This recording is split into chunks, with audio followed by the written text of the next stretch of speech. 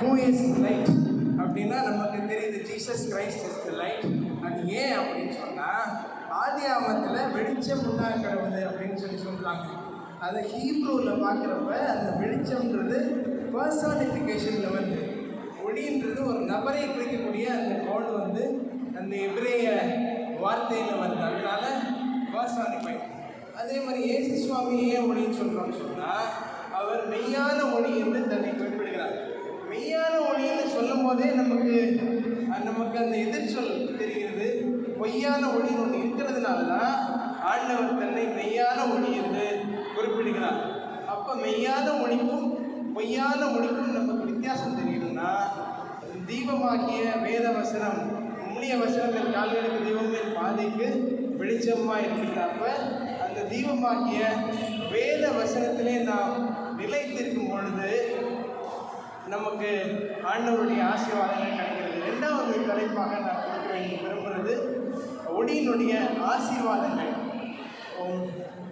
உன்னுடைய வெளிச்சத்தினிடத்திற்கு தேசங்களும் உதிக்கிற உன் ஒளியினிடத்திற்கு ராஜாக்களும் வருவார்கள் அப்படின்னு சொல்லியிருக்கிறாங்க.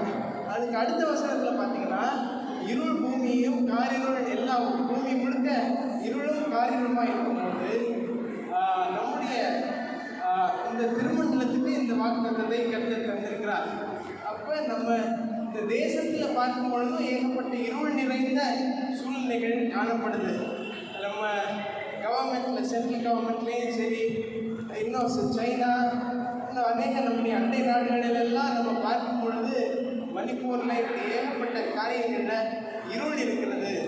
அப்போ இந்த அதிகாரம் முழுவதையும் நம்ம பார்க்கும்போது ஆண்டவர் இந்த ஆண்டுக்குள்ளே நான் விசுவாசிக்கிறேன் ஒரு குளோபல் சொல்யூஷனை நம்முடைய திருமண்டலம் மூலமாக உலக திருச்சபைக்கும் உலகம் முழுமைக்கும் தரப்போகிறார். அதனால தான் நம்முடைய வெளிச்சத்தை தேடி மற்றவங்கெல்லாம் நம்மை நோக்கி வரப்போகிறாங்க.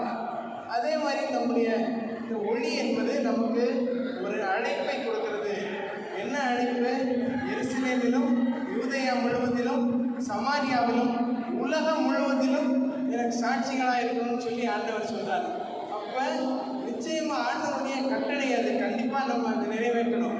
அப்போ உலகம் முழுவதும் போனால் தான் அந்த முழு கற்பனையும் கிரேட் கமிஷன் ஆஃப் ஜீசஸ் கிரைஸ்ட்டை நம்மளால் ஃபுல்ஃபில் பண்ண முடியும்.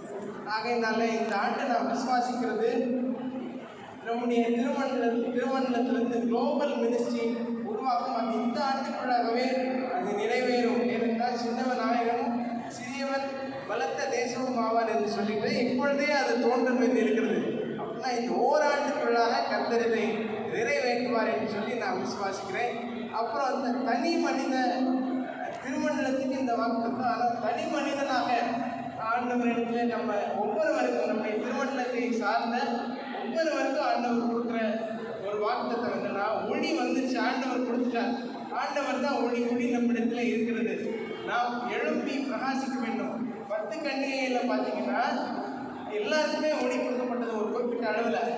5 பேர்கிட்ட எண்ணெய் இல்லை, ஆயத்தம் இல்லை. ஆயத்தம் இல்லாதனால அவங்க கல்யாண வீட்டுக்குள்ளே பிரவேசிக்க முடியல. பிதாவின் சந்தோஷத்துக்குள்ளே அவங்களால பிரவேசிக்க முடியல. ஆக நம்ம பிதாவின் சந்தோஷத்தில் பிரவேசிக்க வேண்டும் என்று சொன்னால் நம்முடைய வேலை. ஆண்டவர் ஒளியை கொடுத்துட்டார்.